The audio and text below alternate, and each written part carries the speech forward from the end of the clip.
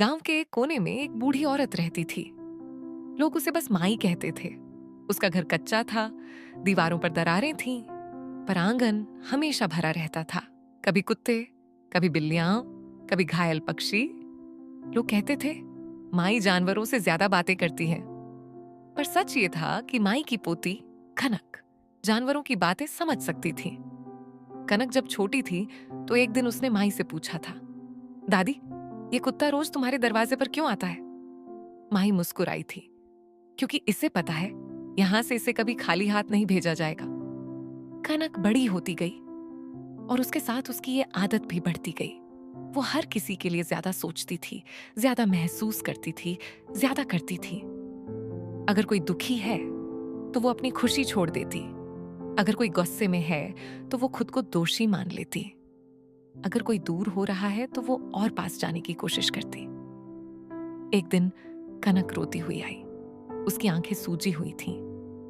दादी, उसने कहा, मैंने सब कुछ दिया, फिर भी वो कहता है कि मैं सफोकेटिंग हूं। माई ने कुछ नहीं कहा। वो उठी, बाहर गई और आंगन के उस कुत्ते को रोटी डाल दी जो रोज आता था। कुत्ता खाकर चला गया, पीछे मुड़कर भी नहीं देखा। माई ने धीरे से कहा, देखा? कनक चुप रही। जो आदत बना ले, माई बोली, उसे प्यार नहीं चाहिए होता, उसे सिर्फ सुविधा चाहिए होती है। फिर माई ने आंगन के उस तोते की तरफ इशारा किया जो घायल पंख के साथ महीनों रहा था। और ये? कनक ने पूछा।